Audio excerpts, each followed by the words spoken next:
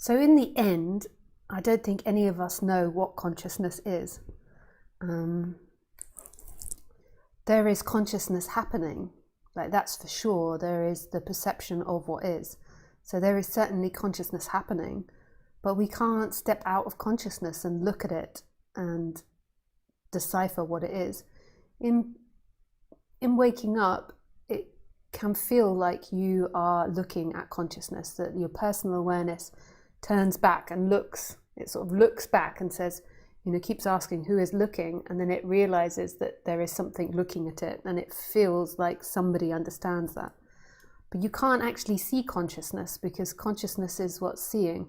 It's a bit like if you imagined being in a virtual reality game and the character so you're playing a character like Laura Croft, is that her name?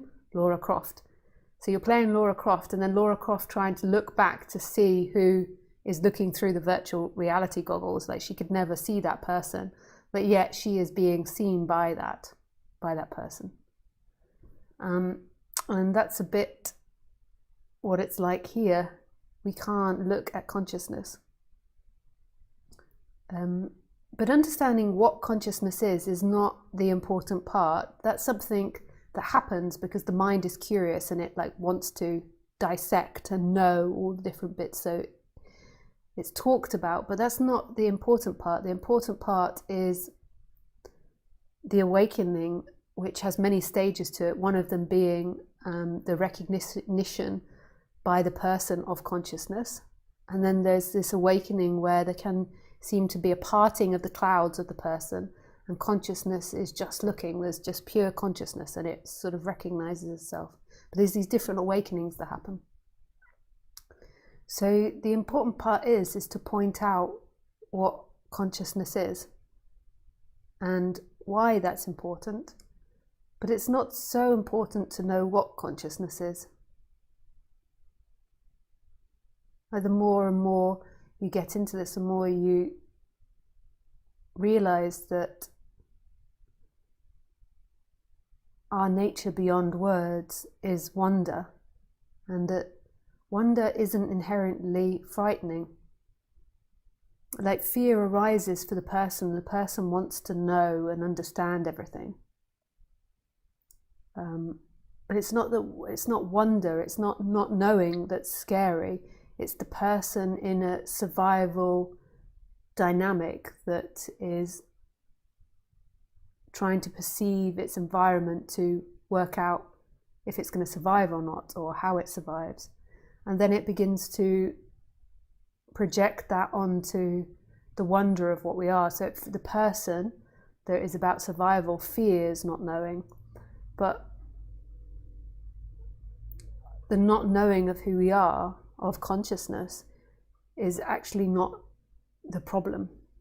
The person feels scared connecting with that sometimes and contemplating that, but it's not a problem, and it's not scary in itself. Wonder is wonder, and that is the nature of ourselves beyond language and beyond the person.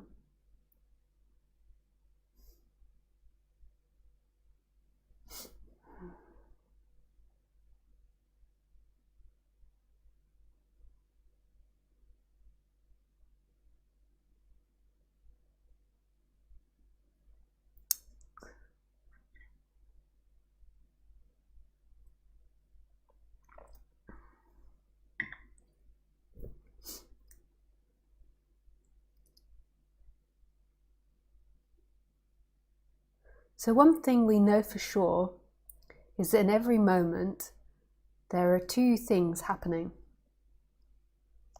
There is a perception of what's happening, and there is a sense of I am. So a sense of being and a perception of what's happening. And these two things are always there. Like, they never go to sleep. They never disappear. They're always there. You might think they disappear in deep sleep, but my explanation to that is it's only that in deep sleep you do not have memory. So you cannot remember if they're there or not there. So therefore, deep sleep is absence to you. It's an absence of memory, just like early childhood, there is absence of memory. And before birth, there is absence of memory.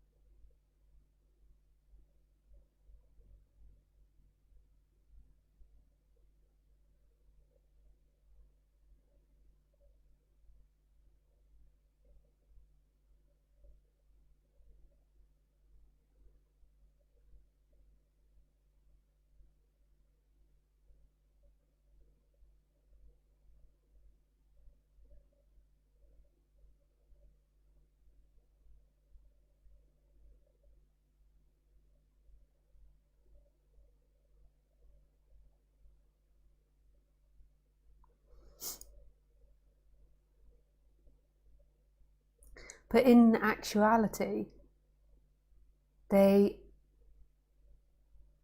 always exist. There cannot be existence without perception. That's also like a bit of a Zen koan. There's a koan, a very famous one, that's like, what's the sound of a tree falling in a forest if there's no one there to hear it? So it's also like, does life exist if there is no consciousness of it? You can't really get to the end of that. That's quite a brain tease. But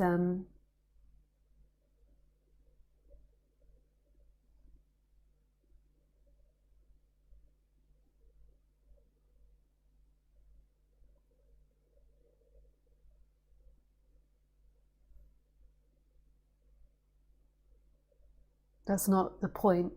In your experience, is there ever experience without consciousness and a sense of being? The being is this sense of existence.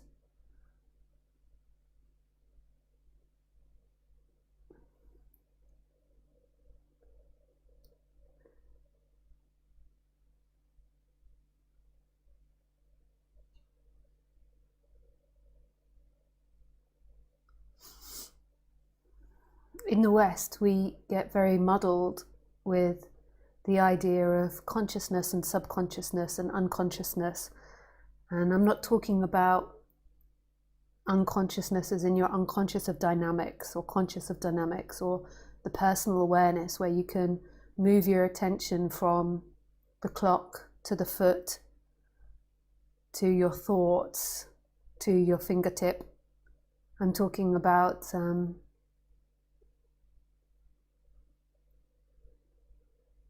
the consciousness that's perceiving all of this, that's perceiving that movement, that's perceiving this room.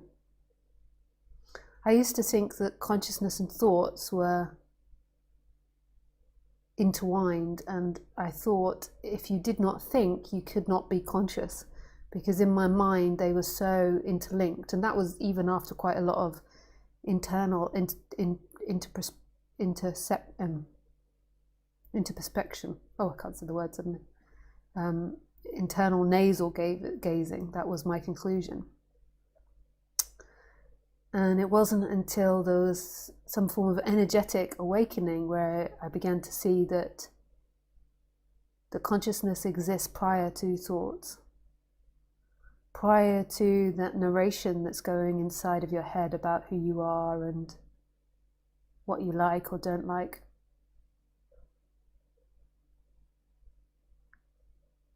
And it's the same with that I amness, the I am.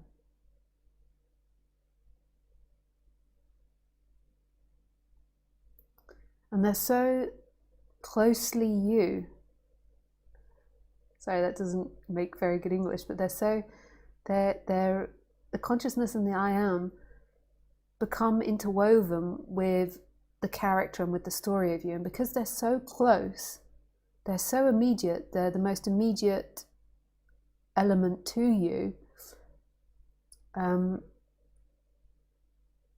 it always feels like you are an imagination, you are somebody that's moving in time, you are a thought, you are an image, you are a person, you are your feelings, you are your sensations, but they're not actually interwoven. Thoughts, feelings, ideas of you come and go, whereas the consciousness and the I am never come and go, ever.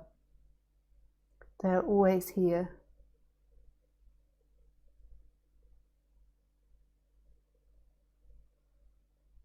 And they're totally empty of anything and full of everything. You could say they're nothing and everything simultaneously. Their consciousness doesn't contain anything. It's empty, empty, empty, empty. Nothing, nothing, nothing, nothing.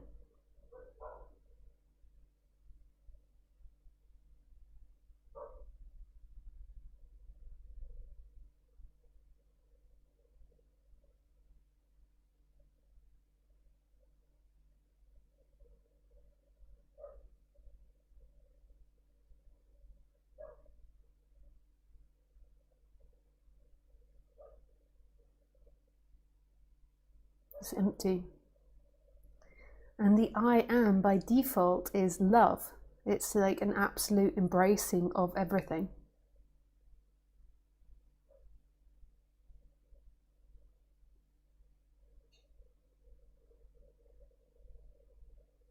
Ramana Maharshi says the I am is in the heart.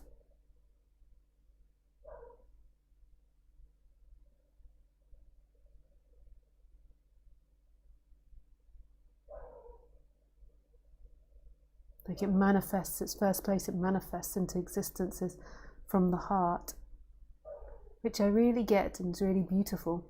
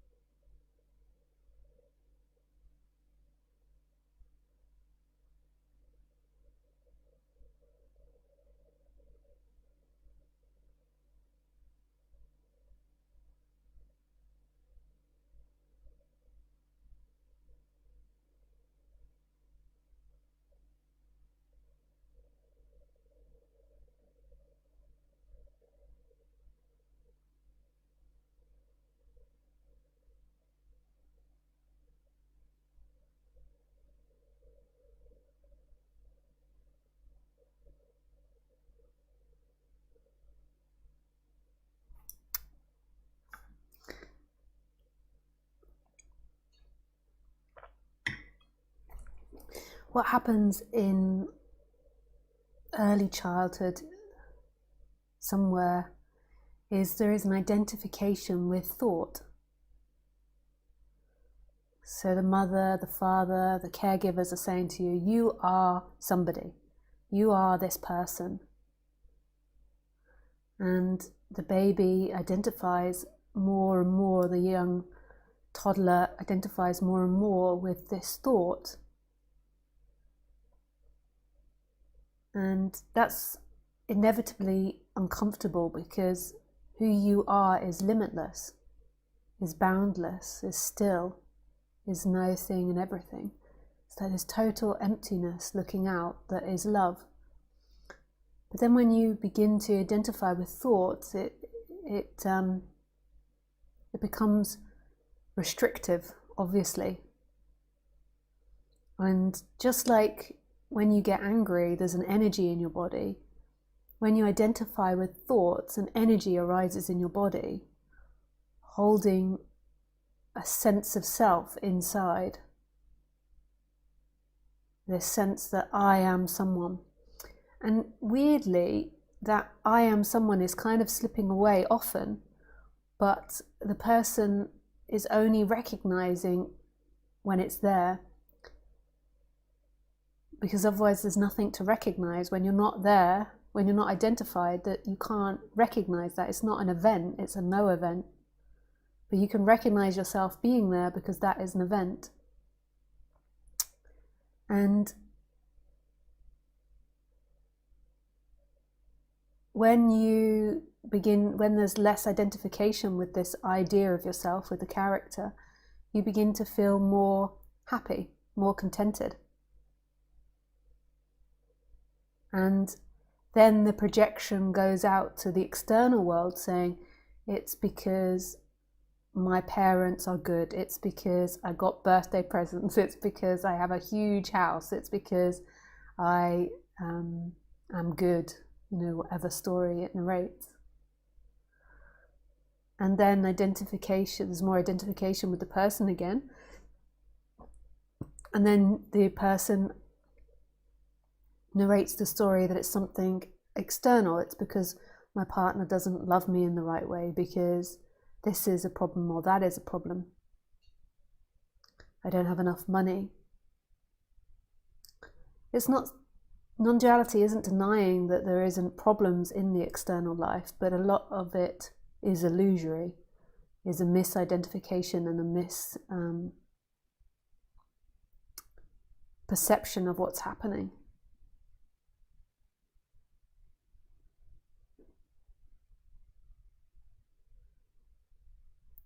So our identities, can build off lots of thoughts of, I'm not good enough, I am better than, I am bad, I'm shameful, I'm fantastic, I'm the best, I'm an artist, I'm a mother, I'm a father,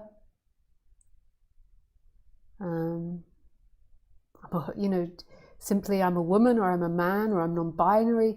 There can be all these identifications that happen, and it gives the experience of really being real, like there is somebody here experiencing life, whereas there's not actually somebody here experiencing life.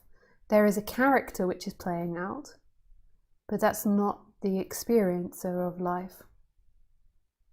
And that character has a narration, and when there is identification with the narration and with the character, that narration is real, more real than what's happening. And this creates lots of seeking that will never get anywhere. It's like a hamster in a wheel, seeking to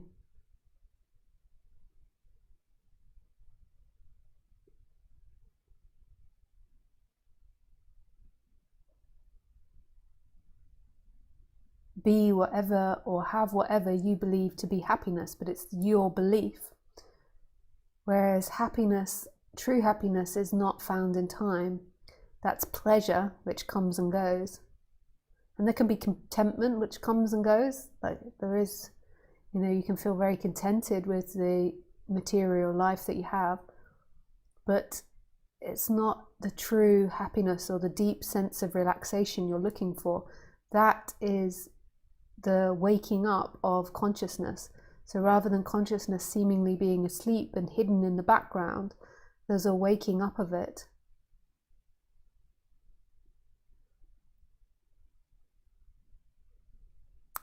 Where it's no longer identified with a character, but is free as it is and recognized. It's not hidden. There is a knowing of it. And there is a shift in perception from being an identified person that's walking around this world to consciousness experiencing itself as consciousness. And the I am being free. Not being I am good, I am bad. And this has two effects. I think it changes the person. It's not, I don't believe in an enlightened person. I think that we're all evolutionary beings which can continuously improve and evolve on the psychological level. So it doesn't enlighten the person. Development, improvement never ends. There can be stages of people's evolution. So you can see some people that, have never contemplated who they are or what they are or psychology, and you might be able to perceive that they're less evolved than you psychologically or spiritually. So there's like seemingly different levels to the personal psychology and evolution, but there's never going to be someone that's finished, because the nature of life is to expand. So there's so much potentiality of what the human can be, and it can just keep going further and further and further until you explode into a massive puff of light, if that's possible. Can light puff?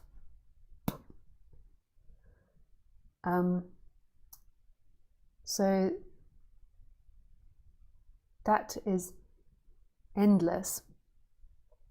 But the shift in perception is like a deep relaxation. There's some teachers, and myself included, call it the end of seeking.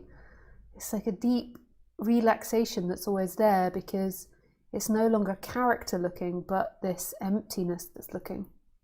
So it's like there's a connection to who you truly are. There's not a lostness from a deeper level.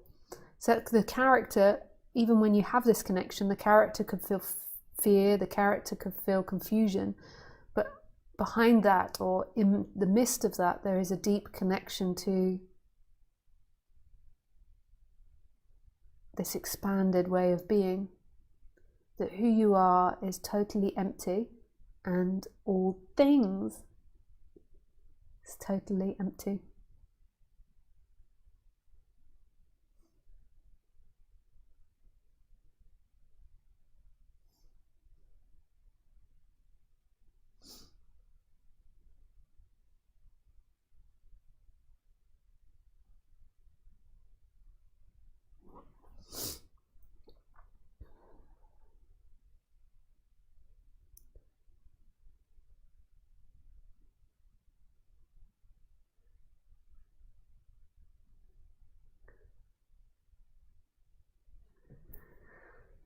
Yeah.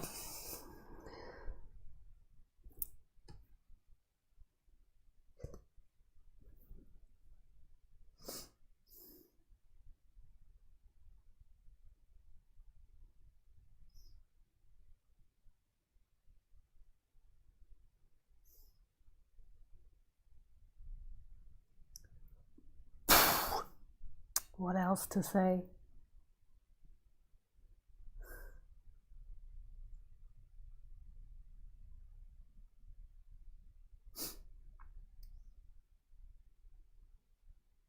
So here we are. Ironically, it sounds so complex in words, but as you have the awakenings and you go along the apparent path, the pathless path, it becomes more and more simple. Because it's your most intimate sense of being.